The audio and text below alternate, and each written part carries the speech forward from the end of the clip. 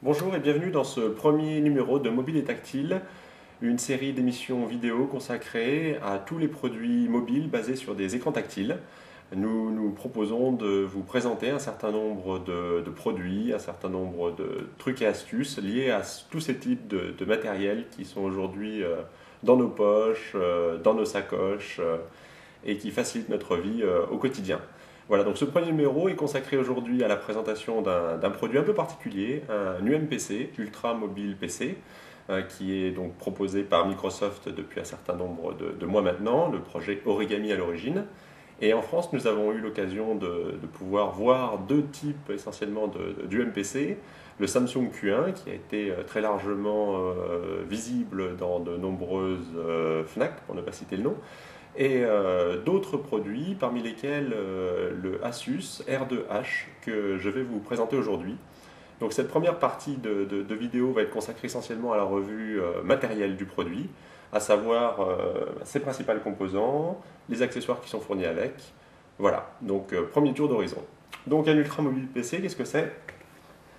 C'est ça. C'est un écran tactile avec un certain nombre de touches qui contient tout ce que contient un PC, à savoir un système d'exploitation, Windows XP, version tablette PC puisqu'il s'agit ici d'un écran tactile, mais également tous les produits que vous pouvez avoir sur un PC, que ce soit tableur, gestionnaire de base de données, éditeur de texte, etc. Donc cet Ultra Mobile PC Samsung, c'est un produit très très complet qui nous est proposé ici par ce fournisseur. Donc un petit tour d'horizon d'abord du produit, puis après nous verrons les accessoires qui sont fournis avec. Donc en façade, nous avons tout d'abord une webcam, très très appréciable pour faire de la visioconférence, avec Skype par exemple. Un lecteur d'empreintes digitales, en termes de sécurité, ça accélère grandement la gestion justement de la sécurité sur ce type de produit. Deux touches, l'équivalent d'un clic gauche et d'un clic droit sur une souris. Un pavé directionnel, une touche d'accès rapide à certains programmes, l'équivalent de la souris, une sorte de track point qui permet effectivement de suivre ici la souris sur l'écran, l'équivalent de deux touches page down, page up, ici une touche qui permet d'accéder assez rapidement aux fonctions, je dirais, liées à l'écran du produit, le contraste, le type de résolution, etc. Voilà pour cette vue de face. Sur les côtés, nous avons une prise mini USB qui permet notamment de raccorder un clavier, nous le verrons tout à l'heure. Nous avons sur l'autre côté une sortie pour écran VGA, une autre prise USB, une entrée micro, une entrée casque, l'alimentation. Sur le dessus, nous avons ici une sortie AV out qui permet donc de relier ce produit à une télévision. Nous avons ici un autre port USB, une touche permettant de bloquer l'accès à l'écran, notamment en cas de transport. Ici, une forme d'insertion pour des cartes de type SD. Ici, deux boutons permettant de faire à la fois l'activation du Wi-Fi ou du Bluetooth, et également l'équivalent d'un contrôle Alt-Del sur un ordinateur classique, permettant donc de passer par le gestionnaire de programme. Ici, la touche de marche arrêt. Et sur l'arrière, nous avons ici un GPS, et ici, une batterie avec un petit trépied qui permet de poser le produit. Donc ce produit, comme je vous l'indiquais, il est particulièrement complet et livré avec énormément d'accessoires qui en augmentent grandement l'intérêt. Alors bien évidemment, un certain nombre de CD-ROM qui permettent d'installer les différents logiciels fournis, par exemple Autoroute Express qui permet donc d'avoir les cartes d'Europe. Nous avons également les drivers qui sont fournis avec le produit.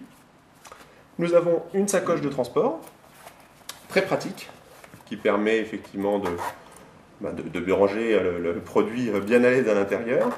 Un petit reproche par rapport à cette pochette, elle est vraiment limitée à la contenance justement de l'UMPC seul. On ne peut pas joindre le clavier qui fournit ou une autre batterie. Un petit reproche, mais Très belle pochette. Le fameux clavier, auquel je fais allusion depuis quelques minutes. Donc un clavier qui se relie via une prise mini USB que nous avons vue ici à cette UMPC. Donc un clavier très sympathique, avec un bon retour de frappe, donc assez confortable. Pas pour de la saisie prolongée, mais la saisie d'un texte, d'un mémo est très confortable sur ce type de clavier. Voilà, donc clavier pliable, ergonomique. Un petit chiffon, le petit plus. Un tuner TV USB qui permet donc à partir de ce produit, dans les zones couvertes par la TNT, à l'aide de l'antenne fournie, eh bien, de recevoir la télévision et de procéder à des enregistrements. Ça marche plutôt pas mal. Ce câble étrange, mais fantastique. Un produit fourni par Asus qui permet de relier deux PC, pas forcément cette UMPC, un portable, un poste fixe, deux postes fixes, peu importe, et de créer instantanément un réseau entre ces deux PC, sans avoir à configurer quoi que ce soit sur chacun des deux ordinateurs, à passer par le panneau de configuration ou autre. Non, immédiatement un réseau se crée, et il est donc possible d'échanger des fichiers à la vitesse de l'USB 2. Donc vraiment un produit très intéressant. Lorsqu'il s'agit de transférer des vidéos, par exemple, c'est beaucoup plus rapide. Nous avons une autre batterie, donc deux batteries. Une batterie qui est actuellement sur le produit, une batterie de cellules, qui confère une autonomie de 1h30 à 2h. Et cette batterie, donc un petit peu plus lourde, qui alourdit un petit peu l'ensemble, et minuit bien sûr de ce petit trépied à l'arrière. Donc cette batterie, elle, 4 cellules, confère elle une autonomie de 3h30 à 4h. En option, ce n'est pas fourni avec le produit, vous avez également un lecteur graveur DVD-ROM qui est auto-alimenté via la prise USB qui se trouve sur l'UMPC. Donc permet notamment l'installation de différents programmes que vous souhaitez mettre sur ce produit, également de regarder des DVD, de graver des DVD, etc. Voilà, donc un produit très complet qui nous est proposé par Asus, avec beaucoup plus d'accessoires que le Samsung Q1 qui est proposé depuis quelques mois maintenant. Je dirais que le principal intérêt, contrairement au Q1, c'est notamment l'équivalent de cette souris qui permet de très facilement naviguer sur l'écran. Également cette webcam, pour les personnes comme moi qui sont friands de Skype, il est possible donc à partir du moment où on a accès à un réseau Wi-Fi de faire de la visio avec n'importe qui. Voilà, là c'est effectivement deux points très appréciables. Nous avons également un disque dur de 60 Go à l'intérieur, donc largement de quoi faire et largement de quoi s'amuser. Avant de rentrer sur les aspects logiciels, je dirais en guise d'introduction à cette seconde partie, que c'est quand même un produit qui est plus basé pour le loisir, pour la consultation d'informations, et pas pour la production d'informations sur le long terme. J'entends par là que d'un point de vue professionnel, il est clair qu'un portable est beaucoup plus adapté à des saisies prolongées avec un réel clavier et un écran un peu plus confortable. Mais donc un très bon produit pour aller sur Internet, se balader chez soi et profiter un petit peu partout dans son appartement ou dans sa maison d'un accès Internet, d'un accès à ses vidéos, à ses photos, etc.